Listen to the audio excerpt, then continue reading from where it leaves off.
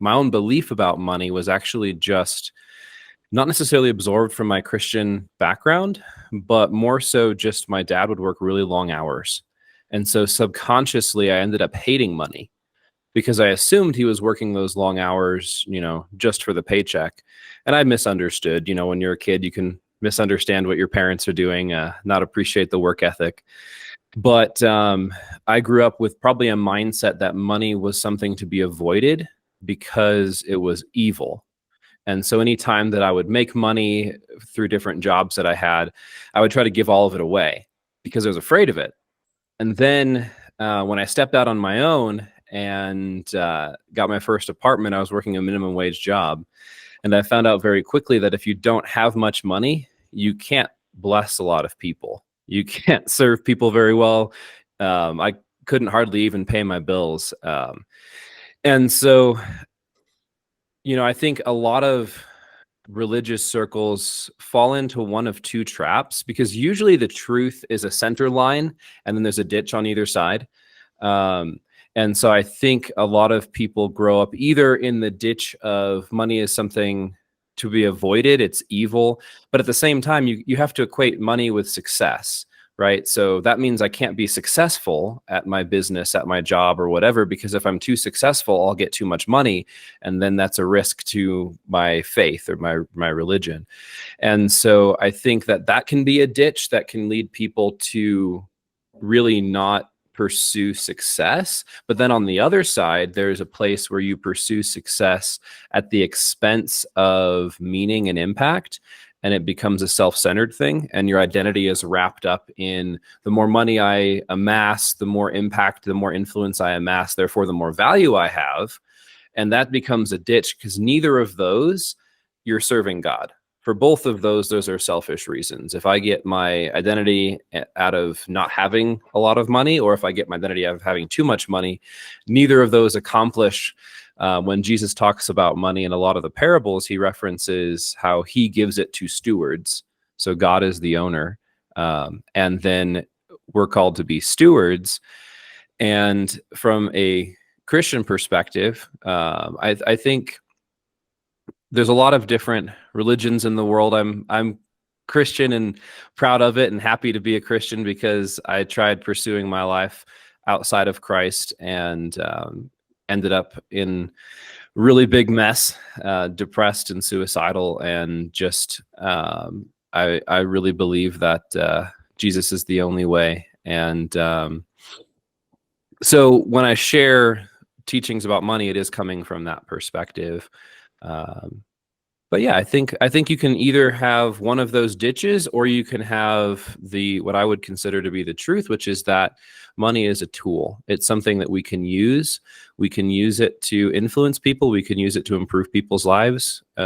We can be blessed by it as well. But the greatest use of money, I think, is when it's serving us, when we're serving a higher purpose, when we're serving something that improves other people's lives, and ideally it's something that we feel is a calling from God. I love that. It reminds me of the verse you're probably familiar with. It's the love of money that's the root of all evil. Mm-hmm. And I've heard so many times people say, oh, money's the root of all evil. No, it's the love of it. And so if there's a healthy relationship with it, like you said, you can take it to, I've never heard of someone taking it to the extreme that you have, actually, of where you're just giving it all away because you're so afraid of it. That's kind of cool to watch.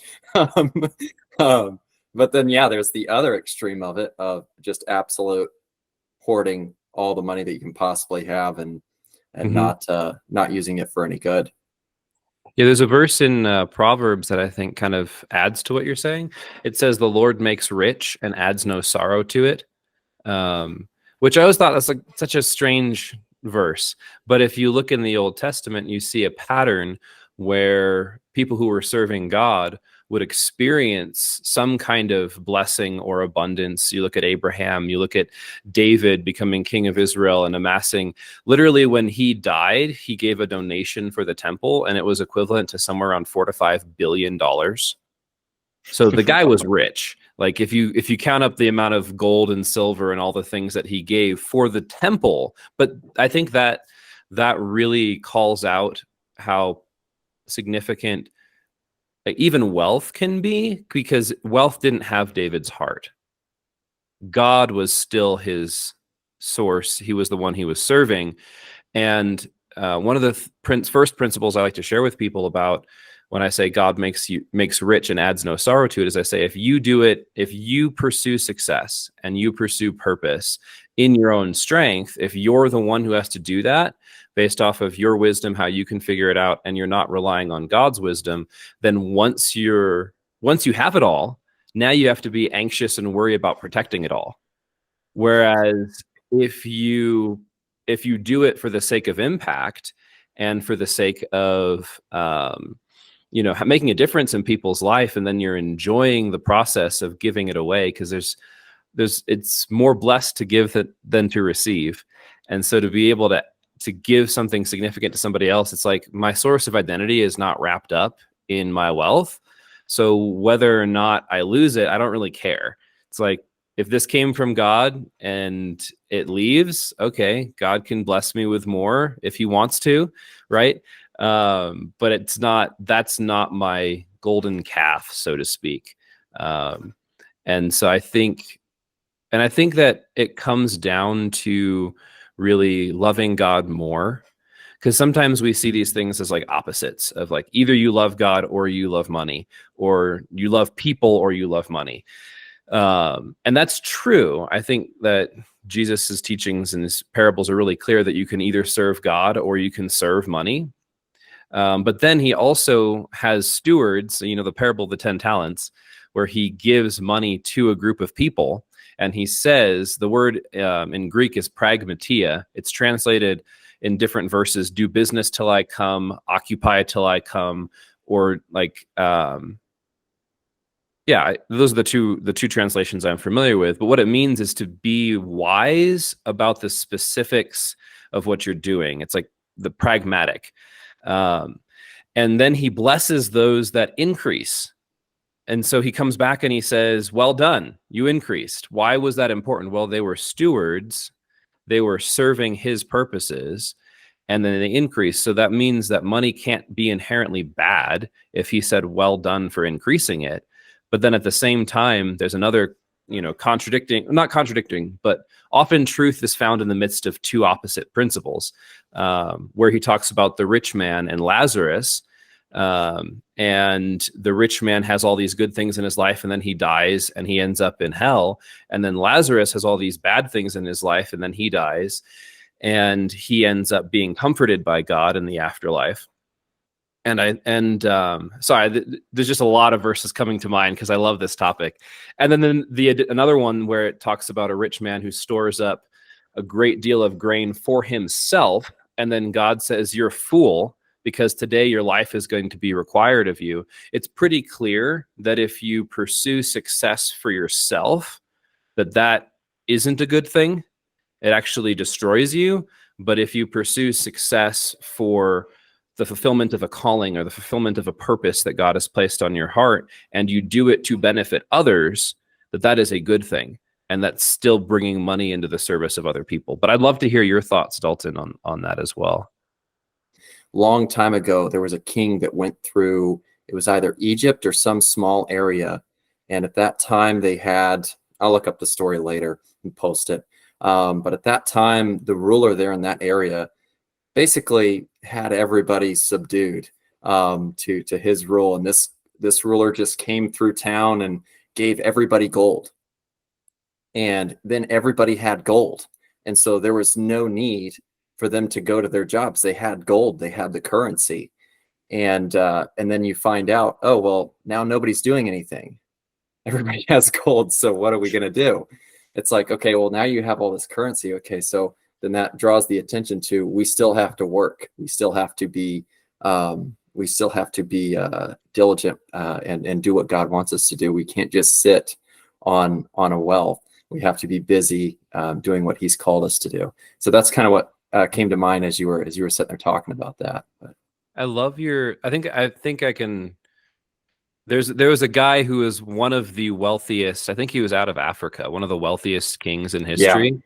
And he was famous for he went through for like on this caravan mission where he just gave everybody gold. I think it's probably the same story. But I think he had a lot of gold mines, which is why one of the reasons he was so wealthy. But I love that you shared that, because I think it brings out the point that one of the other things I like to tell people is that money doesn't exist, which is like, okay, what does that mean? Well, money is just an agreement that we have about how we're going to exchange our work, right? So if I do, like an example, this is just a funny little example, but I have chickens. All right. Why? Because I live in the mountains and because I've always grown up having livestock and animals, and I just love it. It's not a great source of income, but I have people come by and buy eggs. But it's a good example of like a barter system, right? Because anybody can eat an egg. So if they can't give me money, the question becomes, well, what can you do that can benefit me? So that's why we have money, is it stands in the exchange to say, I've put in some of my work to generate value for other people, and as a result I get money, and then I can take that money and I can get it to somebody else. And if you say I want to pursue money for money's sake, you're already off. But if you say I want to benefit more people, I want to add value to more people, I think it's a lot easier to see why pursuing success, pursuing increase with God doesn't go against really having God at that first place in your life, if the pursuit isn't of the resources or the money itself. The pursuit is, I want to add more value to more people, right? Like, it's hard to say that's wrong. If you say, you know, right now I can provide meals for a few people and I would love to be able to provide meals for 10 times more people, right? What's wrong with that? Not really, nothing. But if you say I make $100,000 and I want to make $1 million a year, and that's all you're saying, you don't really have enough information to know if the person's motivation is good or bad. And so I think the motivation is not only more important, but it's really interesting. A lot of the really wealthy people that you'll meet have discovered this in a way, because they've gotten to a point where they're so wealthy that money loses its point. Like they can't possibly spend it all on themselves. And so they either kind of are consumed by it. And you hear these stories of just people committing suicide or all these different things. Like it's really actually sad to me. I don't know why anybody would be jealous of that. Because it's a lack of, like, you don't have purpose. If you don't have purpose in your life, it doesn't matter if you're poor or rich, or if your parents were rich and gave you money. It doesn't fill that void that only God can fill. But if you have that purpose, if you have that relationship with God, and you find ways of benefiting other people in a way that's in accordance with your calling and your purpose, then that's different. Like I look at the example of Solomon. He's set up in the Bible as one of the richest people ever. And before that, so King Solomon is King David's son. Before King David, Israel is this tiny little country that's mostly oppressed by their neighbors. David is the great conqueror king who goes and he wins a bunch of battles and makes a name for Israel and basically subdues their enemies to the point where they're left alone. But then Solomon creates treaties. He has a lot of wisdom, and he creates treaties, and he actually starts international trade. And that's where he gets all of his wealth from. It talks about he sends his ships over here and they barter and trade gold for something else, and then they bring it back and they sell it over to this country. So he was this hub for national trade, but he became so wealthy and wise that he drew, like the Queen of Sheba is a good example. She comes to Solomon, and this is like a little known piece of history, but she comes to Solomon. She gives him gifts. He gives her gifts. She looks, and there's a verse that talks about it. I'd love to get the reference for you. I'll have to share that later. But she sees the way his servants serve him, and by that she's inspired and in awe and wants to hear about his God. And then she goes back to her nation, and I forget exactly the modern day name of the nation. I know. Anyway, there's actually a nation in Africa that I was just researching that is where that part was part of her kingdom. and it's a nation that's been Christian historically since really before any country in Europe was ever Christian, because the entire nation converted to Judaism back at the time of Solomon, and then they received the message from Philip when from the Apostle Philip in Acts, and that entire nation has a history of Christianity that's completely separate from European tradition. They all converted to Judaism, and then they converted to Christianity.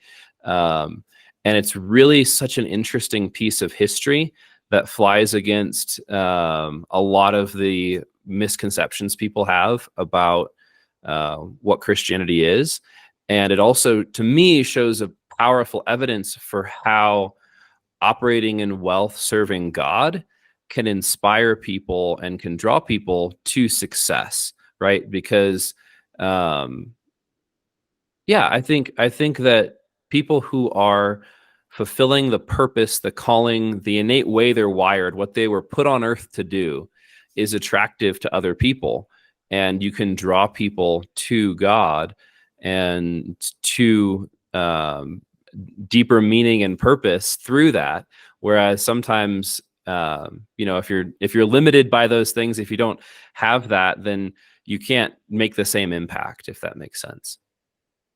Yeah, that what you were talking about earlier, the excess of, you have so much money.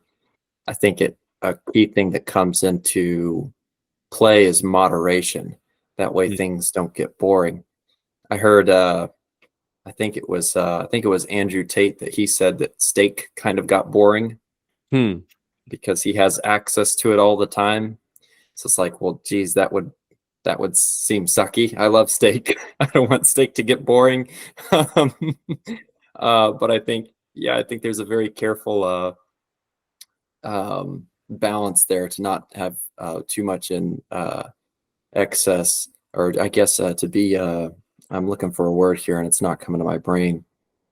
Disciplined. I might say to know what to do with it, Disciplined. because I've heard somebody say, and I want to hear your response to this, but I heard somebody say anybody who says money can't buy happiness has never given enough of it away. Because you can spend too much money on yourself to the point where steak gets boring, right? But you can't spend too much money on other people. It's too much fun. And I haven't given away, crazy amounts of money, but when my wife and I went to a Valentine's Day dinner, I was able to buy an older couple their dinner by us, and let me tell you, that's just so much fun. It's like they were just sitting there having their cute little date, and you could tell, they were careful about making sure they weren't ordering too much food, which either they're often older couples are on limited income, and just to be able to be like, hey, waitress, I didn't even tell them, can I have their ticket too? That was so much fun. Like, I was riding that high for at least a couple of days. Just like, all right, when's the next time I get to give more away? Yeah, I love that too, because when God gives us money, and I try to pay attention to this a lot. When God gives us blessings to be able to bless others, a lot of times I found that I would do it for my own self-fulfillment. I would go, oh, well, I'm going to do this because it makes me happy and it'll make them happy, and completely do not acknowledge God in the process of doing it at all. And I caught myself doing that. And so I think it's very important when we go to do things like that we go, okay, this is to point them towards Christ.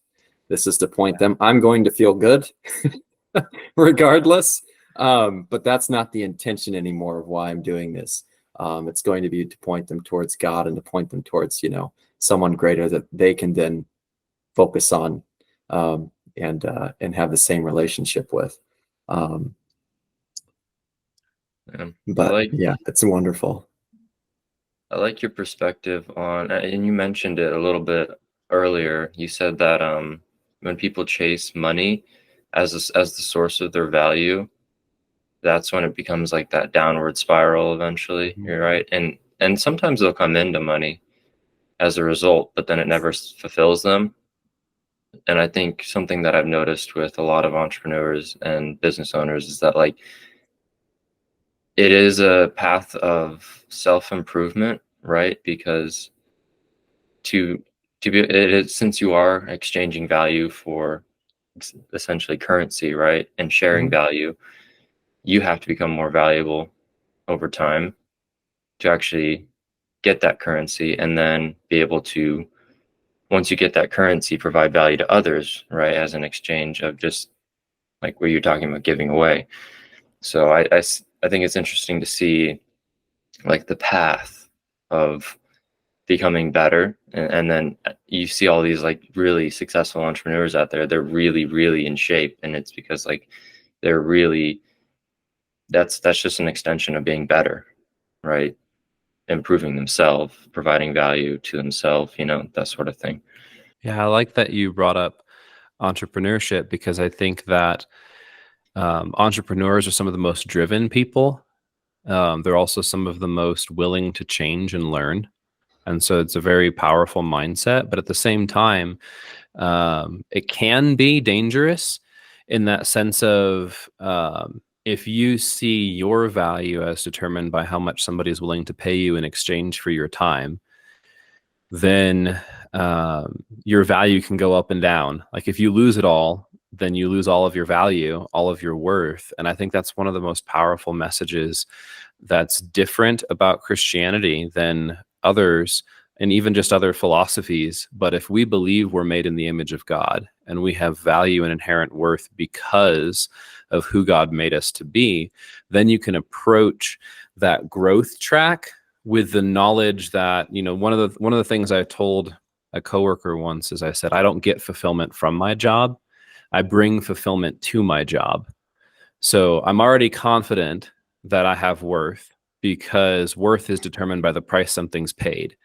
And the price that was paid for me was the blood of the Son of God. So he gave his life so that he could take my place, so that I wouldn't have to die and be separate from God. Well, that's a really significant thing that I take personally. And when I gave my life back to Christ, I knew it was an option. It was a choice. He was inviting me into that, but he had already set my worth. And now when I join that process of scaling, success, of pursuing success, I'm pursuing success because I want to influence more people. I want to tell more people that they're worth it. I want to tell more people they were worth the blood of Christ, and they don't have to accept that. God gives all of us free will. But I want to improve people's lives, and I want to be that message and that voice of hope to more people. And I think the more successful that I can become, the more people I can reach. But that doesn't give me more value. There's another saying that just, man, it resonates with me so powerfully. But it says, if you rise or you get built up by the compliments of people, then you'll die by their criticism. And I think it's very powerful to realize, like, if I know my value and worth, and that's set in the price that was paid for me, then I can go fail. I can be bold, and I don't have to be afraid. I can take risks that other people won't take, because that's not going to make me question my entire sense of who I am if I fail at that particular business venture. And I think that's something that is missing for a lot of entrepreneurs. I think a lot of entrepreneurs pursue it because there's something they're passionate about. They have a dream. They want to see it happen, but they don't have that piece of a solidity of identity. We can fall to getting identity from our success and then getting really depressed. I have a friend who made a mistake in business, and he ended up getting really suicidal. He has 2 little kids, and he was like in this really dark moment because he was beating himself up because of the mistake that he made. Then he came to a men's Christian conference, and it completely changed his perspective. And he actually asked God to help him in his business. And he lost that money in January, February, tons of money for his business. And then March came to a men's retreat, and the rest of the year, his business was more successful in the 9 months that was left than any 12-month period previously after he invited God to be part of it. Wow. That's awesome. I think yeah, you have a point there where it's the, value as a person. I think everyone has an inherent value as a person. That's why obviously the human life is valuable. I think would you agree that there is a difference between value in the marketplace and then value as a person? I think Yeah. Jim Rohn mentioned it, where he's like, if you want to increase your wealth, you want to increase your value in the marketplace. And I guess that's probably where I was taking that, the value proposition. And I think I was understanding it probably the way you were taking it. I just wanted to share an additional layer that I think a lot of conversations about business don't get to. But I do agree that if you believe every person has inherent worth and dignity, that's separate from value to other people. Like, how good are you at actually serving other people? Because that's really what it comes down to. The reason people like Jeff Bezos or Elon Musk are so wealthy is not because they stole all this money from all these people, which is kind of a weird mindset that some people have, which is like they hate wealthy people.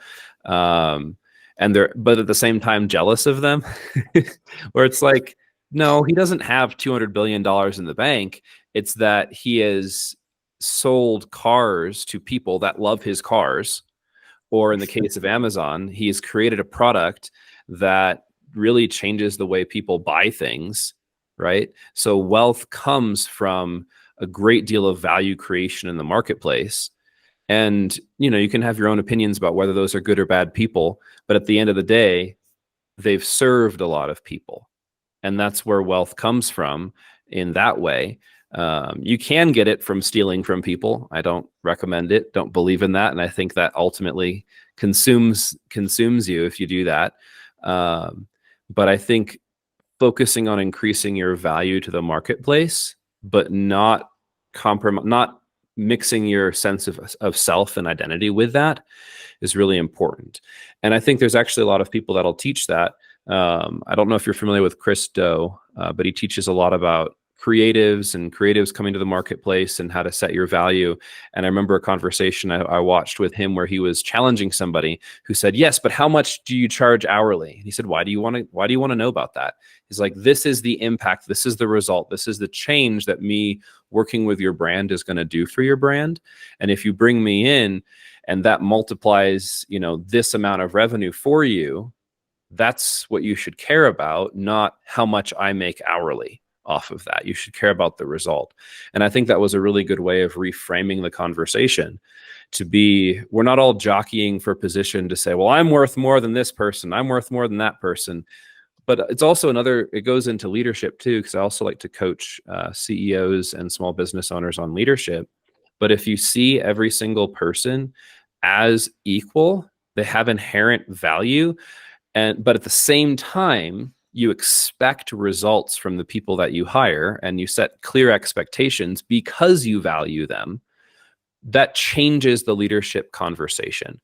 Whereas you've lost all value to me, you're dead to me, you can actually fire somebody and they look at you and thank you. And I've actually done that where I've told somebody, this isn't a good fit. I have too much respect for you to allow you to continue to fail in this role. And we've set expectations, we've talked about it, et cetera, and let somebody go and had a good feeling, where they had a good feeling in kind of about that. And so I think separating out inherent value of each person from the value to the marketplace is an important distinction to make. And I'm really glad you brought that up.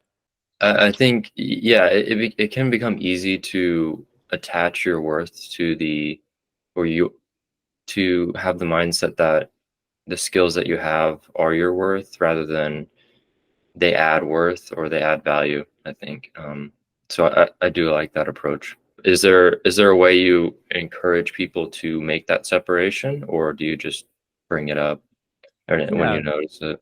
So the best way to make that separation is to honestly focus on other people. So instead of saying, what are my skills worth? You ask the question, how much do my skills help other people? And if you shift the focus to how well am I serving other people, how much value am I adding to them, all of a sudden you're not in the balance anymore. It's not a question of whether or not you're valuable, because then you're still focusing on yourself, and your creativity, your imagination, your brain power, which is a glorious thing, is focused on making yourself look more valuable as opposed to actually serving people. It reminds me of another, I saw an interview, this was with Elon Musk, where he said, I don't market for Tesla because I have this hatred for people who try to look good, but don't actually serve people and better humanity. He said, I would rather actually do something good and have an excellent product than tell everybody that I have an excellent product. Now, that's not universal advice. I'm not recommending you don't do marketing. But I am saying it's important that you have integrity with what you're sharing with other people, and that the focus never goes off of, I'm trying to do something excellent that will actually help people. And if I actually help them and focus on helping them, then I don't have to worry about whether I have anything to prove.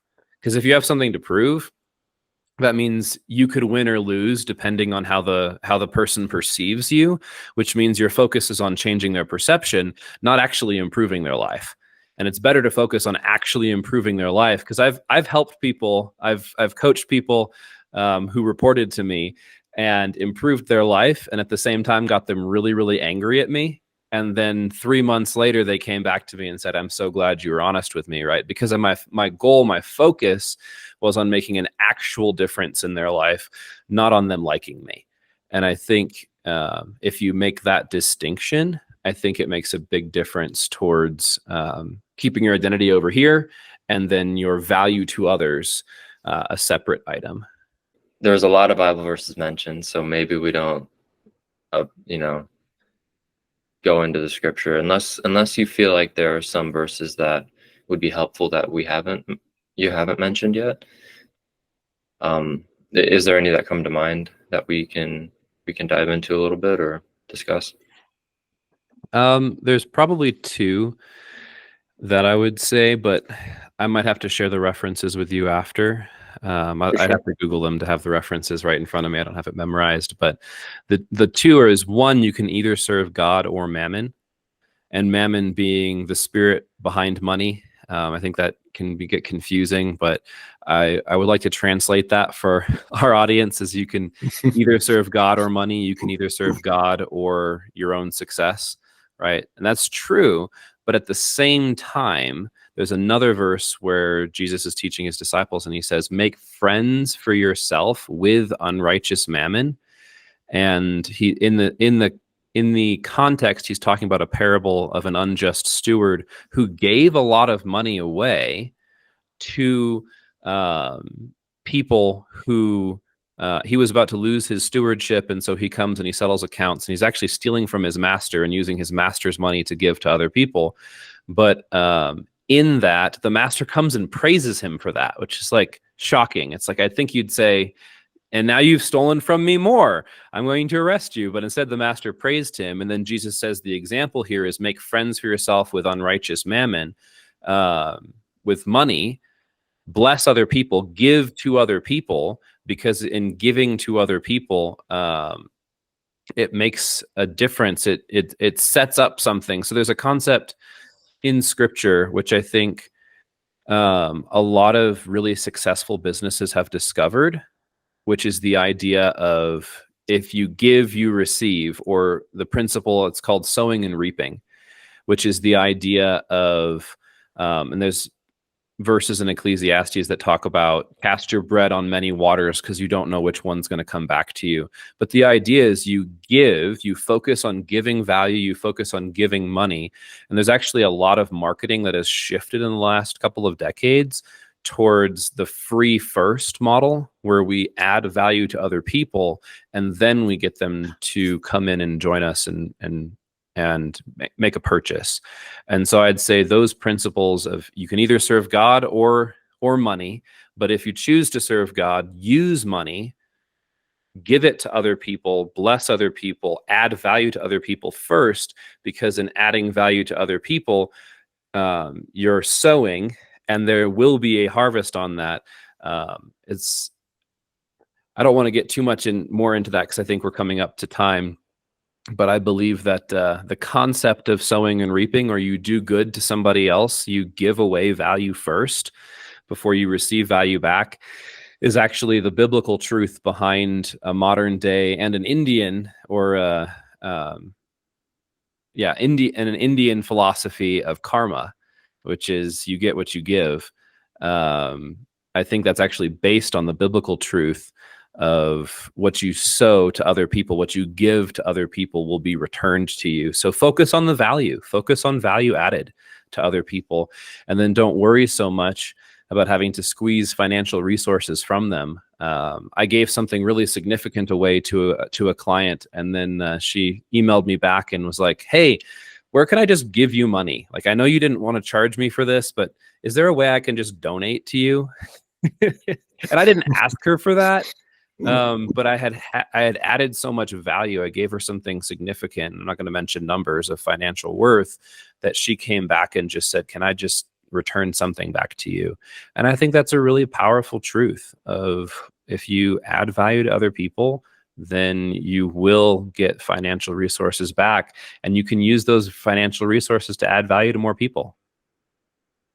Yeah, I like that form of marketing. I think Alex Hormozy, there's a couple other like guys that do just social media or video editing where they give away pretty much all their information for free, all of it. And one, it builds trust. Two, like, it tells people that you know what you're doing, and then all you do is sell the specifics, at the end. But at the same time, it helps so many people, but they also have that trust and goodwill towards you. So, and I think Hormozy talks about goodwill being the most valuable resource that he has, because it's the greatest multiplying effect towards the growth of his business. And that's not a quote, but it's from a couple of different of his videos, and I think that's a powerful truth. It's good stuff. Yeah. Where are you in Dalton in terms of agreeing, disagreeing? I feel like you haven't jumped in, cut me off, and said, "What are you talking about?" very much. No, man. I'm 100%, just about 100% on board. I don't think we have the time, but if I could ask you, elaborate a little bit more on marketing. We were talking about marketing and the dangers of marketing something that it isn't the best. But instead people still go out and market it as it is the best. I didn't know if you had some area on that you would like to explain more. I don't know what our time is.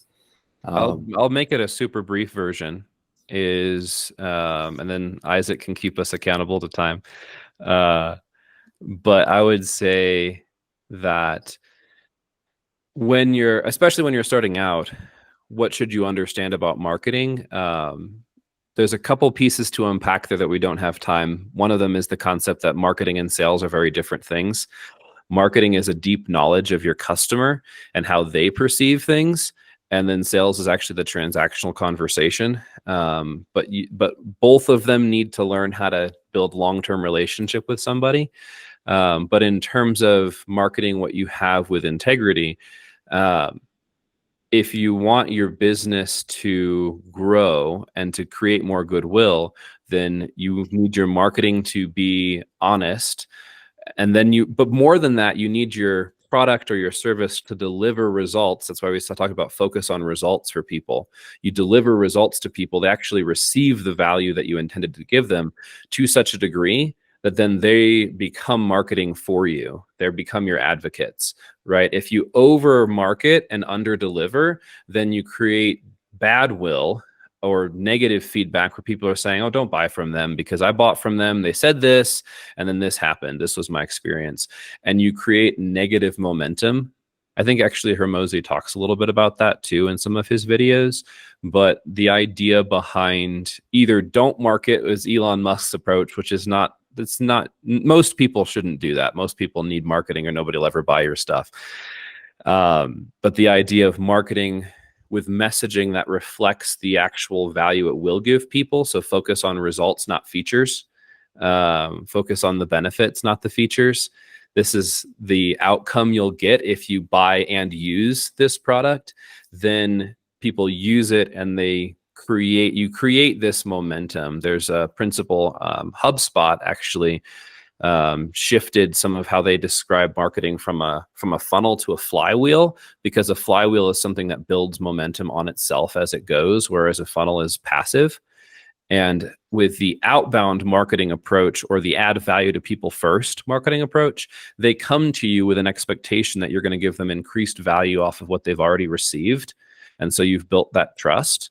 And then when they receive that increased value, they become more on board to then promote you to other people, which creates that increased momentum. And so the goal with marketing should be to start to push the ball down the hill, so that it continues to roll and builds and builds and builds momentum, as opposed to overselling yourself or overselling your marketing, and then you end up creating momentum that you have to fight against, which can completely capsize your business if you're not careful.